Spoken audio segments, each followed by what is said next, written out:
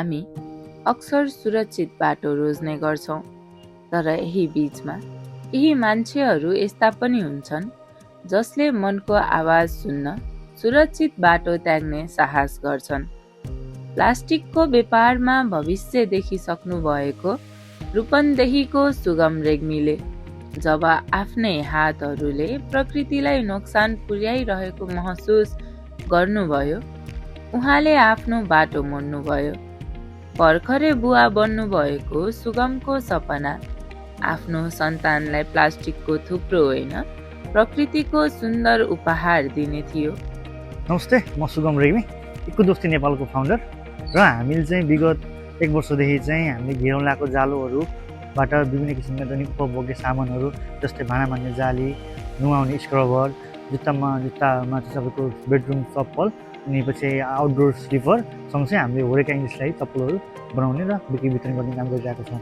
मेरो बाल्यकाल चाहिँ सुखदमय बित्यो, किन भन्दा हामी चाहिँ जुम्लिया हो ब्रदरहरू, अनि हाम्रो फ्यामिली पनि बिजनेस फ्यामिली एउटा बिल्डिङ गर्छ। घरमा चाहिँ पहिलेदेखि सानो किराना पसल हुँदै बढ्दै ठुलो पसल भयो सँगै। अनि घरमा चाहिँ हाम्रो गाईको गोठ, ठुलै गोठ छ, फार्म छ।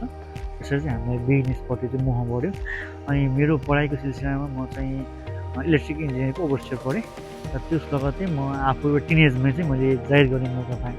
त्यो कस्तो भन्दा आफूभन्दा अलि एकलाई चाहिँ पढाउने, त्यो चाहिँ हाम्रो सिपमूलक तालिम हुन्थ्यो, त्यो चाहिँ पढ्ने अवसर पाएँ। त्यसो गर्दा चाहिँ मलाई सानैदेखि चाहिँ अब त्यो पैसा चाहिँ कमाउने र आफू आत्मनिर्भर हुने चाहिँ एउटा वातावरण मिल्यो। यही यात्रामा उहाँले विभिन्न उतार चढाव लगायतका कथाहरू बटुल्नुभयो।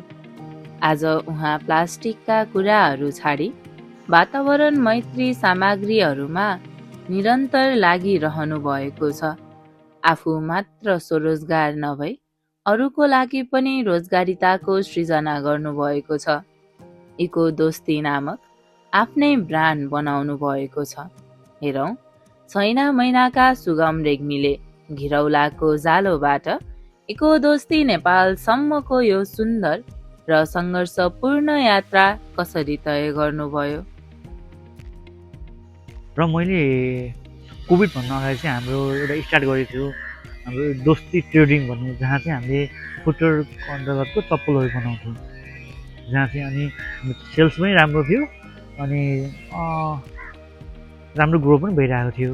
र त्योमा चाहिँ एउटा चाहिँ बाधा भन्ने एउटा गाह्रो पक्ष भन्ने के थियो भन्दा चाहिँ र मेटेरियलमा अरूमा डिपेन्ड हुने, सँगसँगै अब जोसँग हामीले र मेटेरियल पर्चेस गर्थ्यौँ उससँगै हामीले चाहिँ मार्केटमा कम्पिटिसन गर्नुपर्ने थियो। त्यस कारणले गर्दा अनि त्यो सँगसँगै चाहिँ हाम्रो अनि हामीले उत्पादन गरेको वस्तुको त बिक्री गए पनि त्यसको चाहिँ जुन बाई प्रोडक्ट हुन्छ फोहोर चाहिँ हामीले गाह्रो भएको थियो। हामीले चाहिँ कसरी त्यसलाई चाहिँ तह लाउने भनेर गाह्रो भएको थियो। अनि मेरो सर्कल कस्तो छ भन्दा चाहिँ हामीले सकेसम्म जहाँ गए पनि प्लास्टिकलाई चाहिँ अलिकति हेलाइ गर्छौँ क्या, मतलब चाहिँ माया गर्दैनौँ, उसलाई चाहिँ जसरी हुन्छ विस्थापित गर्ने खोज्छौँ। त्यो सर्कलले गर्दा पनि मलाई चाहिँ कता कता मैले गलत गरिरहेको छु कि जस्तो लाग्यो। त्यसपछि के भयो भन्दा मैले चप्पल उद्योगको काम गर्ने क्रममा त्यो काम गर्दाखेरि त्यो चप्पलको धुलो हुन्छ, रबरको धुलो चाहिँ शरीरबाट टाँसिन्थ्यो। नर्मल्ली हातले मिच्दा पानी हालेर चाहिँ शरीर जाँदैन त्यो धुलो चाहिँ कलर चाहिँ। त्यसपछि हजुरआमाले सजेसन गर्नुभयो कि घिरौँलाको जालोले मिच्न मजाले जान्छ भन्नुभयो। अनि 1-2 पल्ट युज गर्दा चाहिँ अनि दिमागमा आयो, बिजनेस गर्ने मान्छे चाहिँ दिमागमा टिकर गरिहाल्यो कि यो घिरौँलाको जालोलाई हामीले कसरी कमर्सियलाइज गर्न सकिन्छ भन्ने कुरा। त्यसपछि हामीले चाहिँ रिसर्च गर्न थाल्यो 2 भाइ लागेर। रिसर्च गर्दा त्यसलाई चाहिँ विभिन्न किसिमको सेप बनाइयो। त्यसपछि त्यो सेप बनाएकोलाई गाउँघरमा टेस्ट गर्न थाल्यो। त्यसपछि त्यो टेस्ट गरेपछि राम्रो फिडब्याक आयो। त्यसपछि मैले 2081 साल चैत महिनामा चाहिँ हाम्रो बुटोलमा खसुरी बजार सुरु गर्न आइदियौँ र त्यहाँ लिएर हामीले चाहिँ कमर्सियली केही पैसा पे गरेर सामान बेच्न थाल्यो उहाँहरूलाई। कसै कहिले सामान चाहिँ किन्न थाल्नुभयो। त्यसपछि अनि हामीले चाहिँ बिस्तारै त्यो दिन चाहिँ अनि त्यसपछि हामीले मार्केट टेस्ट भनेको चाहिँ 2081 सालमा खसुली बजारमा सुरु गरेको। त्यो बेला चाहिँ भर्खर खसुली बजार सुरु गरेको थियो। त्यहाँ गएर हामीले चाहिँ आफ्नो प्रोडक्ट त्यहाँ लन्च गऱ्यो र कसैले हामीलाई हाम्रो सामान बापत पैसा पे गरेर चाहिँ सामान लानुभयो। त्यो नै हाम्रो फर्स्ट बाई थियो। त्यो नै हाम्रो चाहिँ फर्स्ट सेल थियो र हाम्रो फर्स्ट डेको सेल चाहिँ 660 रुपियाँ रहेको थियो। त्यसपछि हामीले बिस्तारै हाम्रो प्रोडक्टहरूको लाइन थप्दै गयो। हामीले स्लिपरहरू बनाउन थाल्यो, इन्डोर स्लिपर, डिस्पोजल स्लिपरहरू बनाउन थाल्यो। अनि त्यस अन्तर्गत त्यसै हुँदै हामी चाहिँ अहिले यो स्टेजमा आइसकेका छौँ।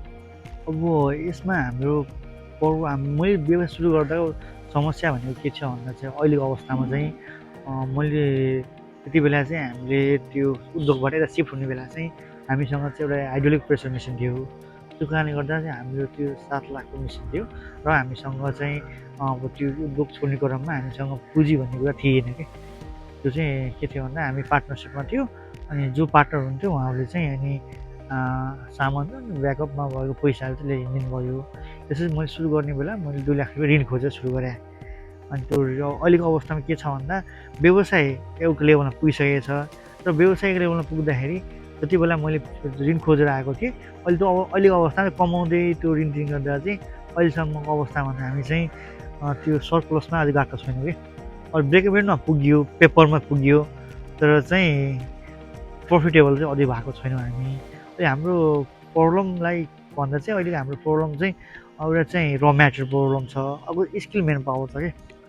जति पनि मान्छे हुनुहुन्छ उहाँहरूले चाहिँ के बुझ्नुहुन्छ भन्दा चाहिँ नेपालमा बसेर काम छैन भन्ने एउटा नेसनल सेट भइसकेको छ नेपालमा।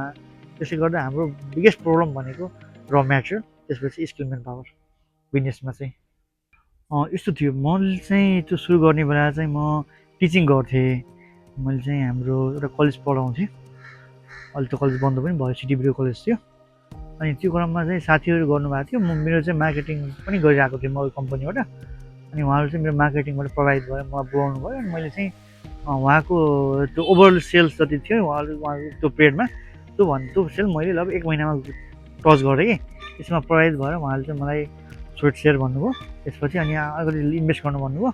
अनि मलाई पनि अपर्च्युनिटी खोजिरहेको थिएँ।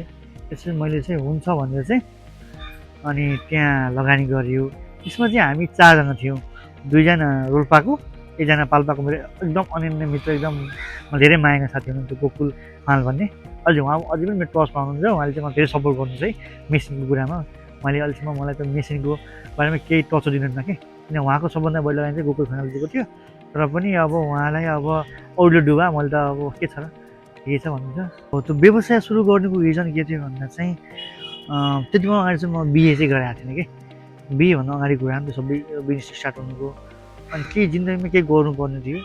कसैले छोडिदिन पनि केटाले के गर्छ भन्ने समाज छ नि त यो। केटाले के गर्न चाहन्छ भने केटाले के गर्छ भन्ने त्यो समाजबाट हामी चाहिँ आउँछौँ। त्यही भएर जिन्दगी अनि त्यसको लागि भए पनि मैले आफ्नो फ्युचरको लागि सेक्युरको लागि पनि बिजनेस गर्नुपर्ने थियो। अब इन्कम त भइरहेको थियो त्यति बेला। अनि अब अरूभन्दा एक्स्ट्रा के गरौँ त भन्ने थियो। अनि सानैदेखि बिजनेस पनि गर्ने भनेपछि एउटा राम्रो अपर्च्युनिटी पनि खोजिरहेको थियो। ठ्याक्क साथीहरूले अफर लिनुभयो अनि सुरु चाहिँ गरेको त्यति भयो। अब मैले त्यो चप्पल उद्योग गर्ने बेलासम्म मसँग जब पनि थियो ठ्याक्क।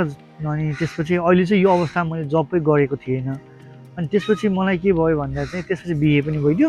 अनि अब पहिला सिङ्गल थियो, जसो पनि हुन्थ्यो। अब त्यसपछि बिहे भइसकेपछि धेरै कुराले चाहिँ डिटर्मिन गर्दो रहेछ। अनि अहिले चाहिँ जब त्यति जोड जब छोडेपछि अब मलाई चाहिँ डिपेन्ड भनेको टोटल्ली चाहिँ के भयो, सेभिङमा पऱ्यो। सेभिङ सकिँदैछ, यताबाट लगानी गरेको साउले पनि अत्ताउँछ। अनि सेल्स पनि राम्रो भए पनि त्यो कमाइहरू चाहिँ सबै लोन तिर्नमा ठिक्क छ। त्यस्तो छ अहिले अवस्था चाहिँ। समस्या त्यही छ अहिले अवस्थामा चाहिँ। अहिलेको अवस्थामा चाहिँ जस्ट फ्यामिली सपोर्टले गर्दा चाहिँ मेरो पर्सनल लाइफ अनि बिजनेस लाइफ चाहिँ टोटल्ली ब्यालेन्स छ अहिलेसम्म चाहिँ। अहिलेसम्म चाहिँ घरलाई कमाएर नदिए पनि आफूलाई चल्न चाहिँ भएको छ। मेरो अब यस्तो भगवानले दिएको चाहिँ एकदम गड गिफ्टेड नि। मेरो चाहिँ फ्यामिली सपोर्ट भयो, सँगसँगै मेरो साथी सर्कलको सपोर्ट धेरै राम्रो छ। अनि मेरो चाहिँ गभर्मेन्ट, लोकल गभर्मेन्टसँग चाहिँ कुरा गर्दा चाहिँ मलाई चाहिँ म सैन्य नगरपालिकाबाट बिलङ गर्छु। तर चाहिँ मलाई लोकल गभर्मेन्टमा मेरो सैन्य महिनाबाट चाहिँ कुनै पनि किसिमको सहयोग भन्ने कुरा भएको छैन। तर मलाई चाहिँ मेरो छिमेकी पालिकाहरू जस्तै बुटोल नगरपालिका र हाम्रो तिलोटामाले चाहिँ फुल्ली सहयोग गर्नुहुन्छ। अनि सँगसँगै मलाई चाहिँ अब सेन्ट्रलबाट हाम्रो आइडिया स्टोरले पनि निकै सहयोग गर्नुभएको छ। एउटा चाहिँ बुट क्याम्पमा इनरोल गर्नुभयो र अहिले सिजन 9 मा पनि हामी त्यहाँ छौँ। नेपालमा चाहिँ उद्यमशीलताको स्कोप धेरै राम्रो छ। हेर्नुहोस्, अब गर्नेले मलाई भन्नुहुन्छ, हाम्रो साथी हुनुहुन्छ हाम्रो निकोज भुषालले, उहाँले भन्नुहुन्छ कि पात देखे पनि उहाँले चाहिँ पैसा भन्नुहुन्छ कि उहाँले सालको पात बेच्यो पनि पैसा कमाइन्छ भन्नुहुन्छ नि। हो, मलाई मेरो इक्जाम्पल लिँदा पनि मैले किनी बेचे हो र मैले एउटा जाललाई एउटा कमर्सियली बिक्री खाले बनाएर त बेचे हो। जुन कुराहरू चाइनाहरू अरू कन्ट्रीले गरिरहेको कुरा त हो नि, त्यस्तै त हो नि। अनि यिनी कुराहरू हाम्रो खेर गएको वस्तुलाई युटिलाइज गर्न सक्यो भने हरेक चिजमा पैसा छ। होइन भने ठुल्ठुला कुराहरू आइटीहरू हुन्छ, आइटी पढ्नलाई पनि लगानी लाउनुपर्छ, 20,000 लगानी लाउनुपर्छ। त्यो पैसाहरू को आधी लगानी पनि नेपालमा गरेर एउटा 2 वर्ष 3 वर्ष चाहिँ हेर्ने कुर्ने हो भने नेपालमा उद्यमशीलताको धेरै राम्रो स्कोप छ, म मान्छु। सबैको लागि त्यो नहुनसक्छ, कतिजना अब नेपालमा धेरै जसो मिडल क्लास फ्यामिली हुन्छ, कतिजनाको चाहिँ अब त्यो सिनेरियो नबन्ला, सबैको ध्यान चाहिँ अब बिजनेसमा नहोला, कतिको रोजगारी पनि खोज्नुहुन्छ कोही है, त्यो पनि हुनसक्छ। अब सबैको आफ्नो पर्सपेक्टिभ हो, अब त्यो अनुसार अगाडि बढ्नुपर्छ। अब सुरुवाती अवस्थामा त अब गाह्रो नै भयो, किन भन्दा म ग्रामीणबाट आउँछु। ग्रामीणमा यो अब मैले कुरा गर्दा घिरौँलाको जालो चाहिँ इजिली एक्सेस भएको कारणले गर्दा पनि उहाँहरूलाई चाहिँ त्यति भ्यालु चाहिँ क्रिएट गर्न सकिरहेको थिएन। जब म अब आफ्नो त्यसलाई चाहिँ मार्केट टेस्ट अन्तर्गत खसुर बजार लिएर त्यसपछि त्यहाँबाट चाहिँ सराहनीय भयो, मान्छेहरूले चाहिँ राम्रो लाग्न थाल्यो, अनि देश विदेशबाट इन्क्वायरी आउनु थाल्यो। त्यसपछि चाहिँ जर्नी चाहिँ एक स्टेपले माथि नै गयो। त्यसपछि त्यो सबै कुरा राम्रो हुँदा हुँदै पनि नराम्रो कुरा फ्याट्ट हुँदो रहेछ कि। अब त्यसपछि त्यो त्यससम्म चाहिँ अब हल्का हल्का भइरहेको थियो, आफ्नो स्थानमा भइरहेको थियो। अब त्यसपछि बाहिरबाट आएर अब स्केल अपको चाहिँ टेन्सन पऱ्यो। अब त्यसको लागि चाहिँ अब बल्कमा अर्डर आउनु थालिसक्यो। अब लोकल गभर्मेन्टको सहयोग छैन, कति आफूले कति फार्मिङ गरेर कतिसम्म पुर्याउने हो। अनि किसानसँग ड्राइभ गरौँ भने पनि अब उहाँहरू चाहिँ अब त्यो चित्त बुझाउन सक्ने हो कि होइन मान्छे लाग्ने, आफूमा कन्फिडेन्ट नभए कोही ठाउँमा कन्फिडेन्ट हुँदैन नि त। अनि त्यसपछि उहाँलाई चाहिँ ग्यारेन्टी दिन सकिएन कि। त्यस अवस्थामा चाहिँ गाह्रो चाहिँ गाह्रो भयो। अहिलेको अवस्थामा भन्दा चाहिँ अब आफू पनि कन्फिडेन्ट छु, अनि आफू पनि फार्मिङ चाहिँ राम्रै भएको छ।